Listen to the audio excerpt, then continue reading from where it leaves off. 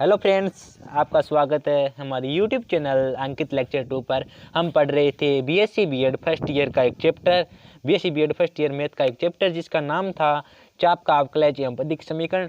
अभी तक हमने इसका एक पार्ट देखा, उसके अंदर हमने उसके कुछ फॉर्मूले देखे। अब हम करेंगे उस फॉर्मूलों के आधार पर इनके क्वेश्चन। ठीक है, तो चलिए स्टार्ट करते हैं। देखो, अगर मैं बता देता हूँ, अगर आपको कोई क्वेश्चन करने हैं उससे पहले उसका आपको महत्व जानना अति आवश्यक है, क्योंकि क्वेश्चन में दिया क्या होता है उससे कोई मतलब नहीं है। हम क्या होते हैं, क्वेश्चन को देखते ही उस पर लिखने लग जाते हैं। उससे पहले हमें ये देखना होता है कि हमें क्या लिखना है और किस प्रकार। तो मैं बता देता हूँ कि सबसे पहले मान लो कि अगर आपको बोल दिया जाए कि आपको कहीं जाना है, तो आप सीधे ही, आपको कुछ ना बोला जाए कि आपको कहीं जाना है तो आप नहीं जा सकते, क्योंकि उससे पहले आपको गोल फिक्स करना होगा। ठीक है, ये बात इस क्वेश्चनों के अंदर होती है। सबसे पहले आपको गोल फिक्स करना है, यानी आपको बोला क्या गया है, कोई वक्र पर सप्रश रेखा और अभिलंब का समीकरण ज्ञात करना है, जबकि बिंदु x को काटता है। हमें ये इससे कोई मतलब नहीं है कहीं पर काटो, उससे पहले हमें सप्रश रेखा और अभिलंब का समीकरण का फॉर्मूला पता होना चाहिए। मैंने कल बताया था कि अगर हमें सप्रश रेखा का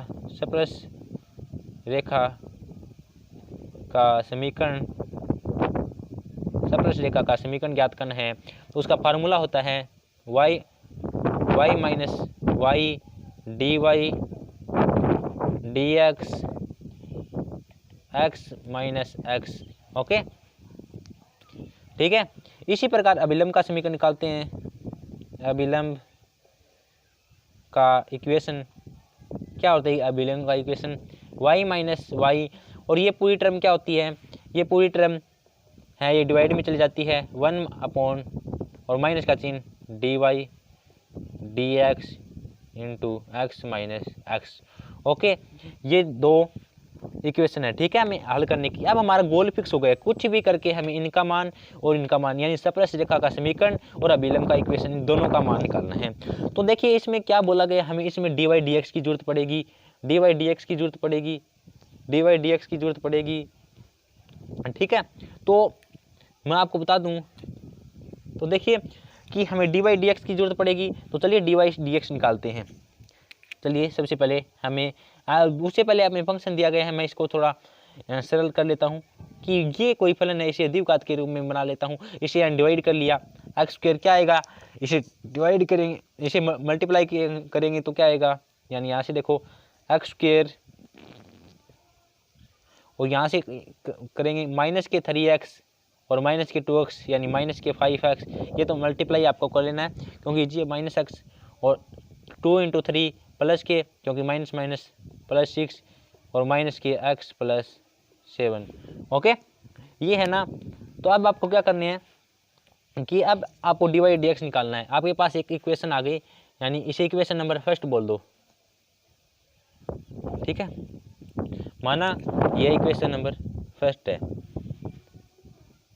तो डी वाई डी एक्स निकालना है।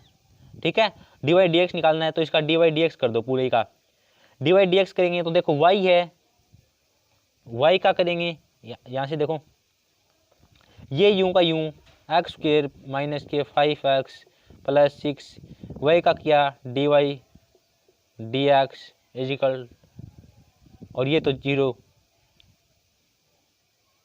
ये क्या होगा, तो एक बार देखो इसका इतने का कर रहे हैं। ठीक है, यू इंटू वी मेथड थे। ठीक है, तो माइनस नहीं प्लस, क्योंकि इसका किया और ये यूं का यूं। ठीक है, अब क्या करते हैं, अब इसका करते हैं और y यूं का यूं, y इंटू एक्स स्क्वायर का 2x माइनस 5x का माइनस के 5, ये इसका कर लिया। और माइनस में क्या है, x का क्या हो जाएगा, माइनस का 1 इजिकल टू 7 का 0। ठीक है, इजिकल टू क्या 0। तो इसे सरल करो, क्या होगा, इसे इस टर्म को इधर लेके जाओ, यानी यहाँ देखो X square minus 5x plus 6 D Y D X, यहाँ से देखो ये माइनस का 1 इधर जाएगा तो प्लस का 1, और ये इसको मैंने इससे मल्टीप्लाई भी कर दिया, यानी 2xy आ गया, और ये प्लस का और ये भी 5y प्लस का इधर भेजेंगे, यानी यहाँ से मैं बता देता हूँ क्या होगा। तो देखो कि 2xy माइनस के 5y और माइनस के 1 थे, ये था हमारे पास ठीक है। तो इधर लेके गया तो ये प्लस का और प्लस के 5y और माइनस के 2xy ये आ गया।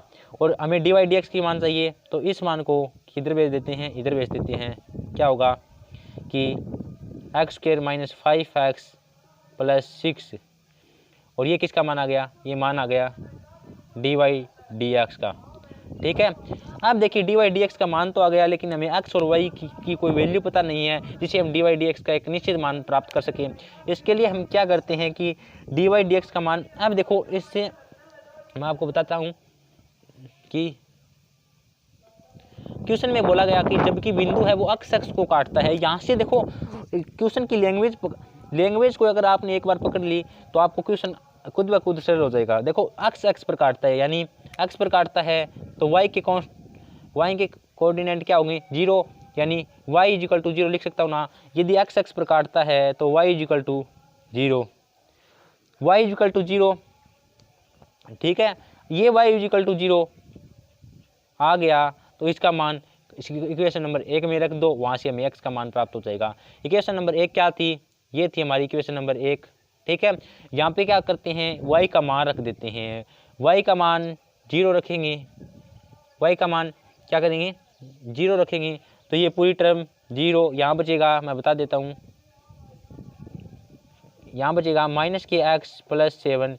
यहाँ से x की वैल्यू क्या आ गई, यहाँ से x की वैल्यू आ गई x = 7, यानी हमने y = 0 रखा तो x = 7 आ गया। ठीक है, x और y का मान आ गया, यानी x, y के निर्देशांक क्या आ गए 7, 0। ओके, ये मान आ गया हमारे पास। अब देखो x और y का मान आ गया, जिससे हम इसकी एक निश्चित वैल्यू निकाल सकते हैं। तो चलिए x और y की एक निश्चित वैल्यू निकालिए। यहाँ से x का मान 7 रखना है और y का मान 0 रखना है, तो रखिए। इसे इक्वेशन नंबर 2 दे दो, यानी समीकरण नंबर 2 में लिख देना आप x और y के मान रखने पर। ठीक है, इक्वेशन नंबर 2 में x और y के मान रखने पर। ओके, तो अब देखो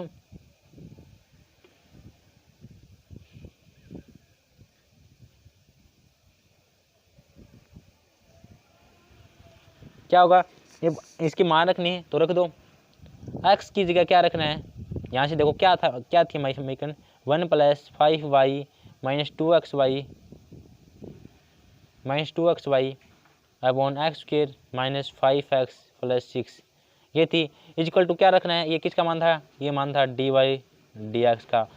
मान क्या रखना है हमें, इसकी जगह x की जगह रखना है 7 और y की जगह 0 रख दो। जहाँ x है वहाँ 7 रख दो। जहाँ देखो क्या होगा, y की जगह क्या रखेंगे 0, ये 0, ये 0, यानी ऊपर क्या बचेगा 1 यानी 1।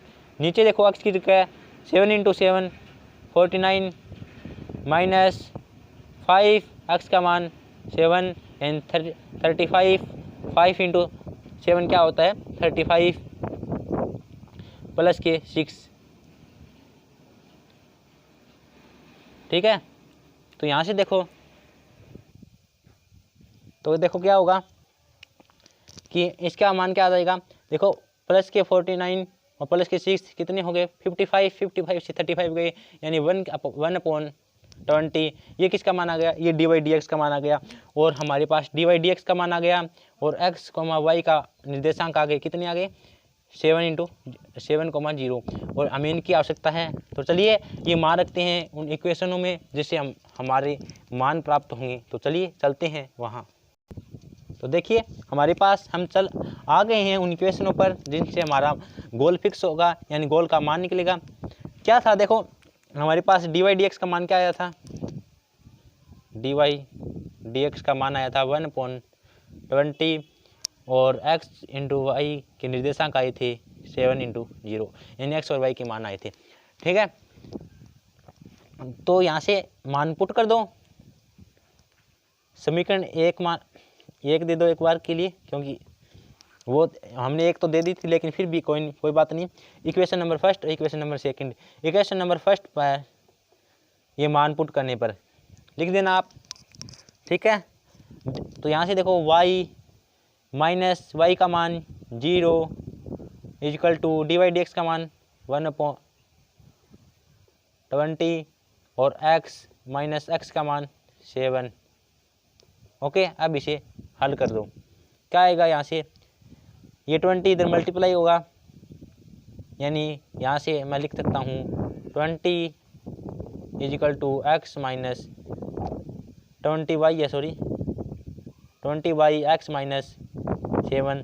तो यहाँ से क्या आ जाएगा, इस 20 को इधर ले जाओ, x minus 20 by minus 7 equal to 0। ये किसकी वैल्यू आ गई हमारे पास, ये आ गई स्पर्श रेखा का समीकरण आ गया। ठीक है, ये समीकरण नंबर 3 दे दो। इसी प्रकार समीकरण नंबर 2 में ये मान पुट कर दो, जिससे हमारे पास किसका समीकरण आ जाएगा, अभिलंब का समीकरण। ठीक है, तो पुट कर दो, अभिलंब का समीकरण निकालेंगे। हो गया, पुट करते हैं। देखिए y माइनस वाई का मान ये होता है, x का मान ये होता है, y का मान 0 इक्वल टू -1 और dy dx का मान 1/20 equal to x minus X का मान 7। ये 20 ऊपर चला जाएगा, यानी मैं लिख सकता हूँ यहाँ से y इक्वल टू 20 ऊपर चला गया माइनस के 20 x माइनस 7। तो यहाँ से देखो y इक्वल टू माइनस के 20x और माइनस माइनस इंटू करेंगे 140। तो यहाँ से देखो क्या आएगा, इसको इधर लेके जाओ, यानी y प्लस 20x, ये इधर रखना है कोई बात नहीं, प्लस 140। ये किसका मान आ गया, ये अभिलंब का समीकरण आ गया। इसी एक्स वाई के रूप में एक क्रम के रूप में लिख देना। ठीक है, ये किसका मान आ गया, एक्स वाई का मान आ गया। देखिए मैं लिख देता हूँ 20x प्लस y प्लस 140, ये अभिलंब का समीकरण आ गया। यही हमें पूछा था, और हमने अभिलंब का समीकरण और किसका समीकरण, स्पर्श रेखा का समीकरण नंबर 3 और नंबर 4। ओके, यहाँ से अभिलंब और स्पर्श रेखा का समीकरण प्राप्त कर लिया है। क्वेश्चन में दिया था, मैंने बोला था कि गोल है वो फिक्स होना चाहिए आपका, अगर गोल फिक्स होगा तो आप कुछ भी कर सकते हो। हमने सबसे पहले क्वेश्चन को लेके चले, उसका हमें पता किया क्या ज़रूरत है, उसको लेके आए, जिससे हमारा क्वेश्चन है वो बहुत ही सरल तरीके से हल हो गया है। अगर आपको इस प्रकार हमारे समझाने का वो मेथड है वो अच्छा लगता है, अगर आपको हमारी वीडियो दिल से अच्छी लगी हो तो प्लीज़ लाइक ज़रूर करना, अगर चैनल पर नए हो तो सब्सक्राइब ज़रूर करना। हम मिलेंगे नेक्स्ट वीडियो में, तब तक के लिए बाय बाय।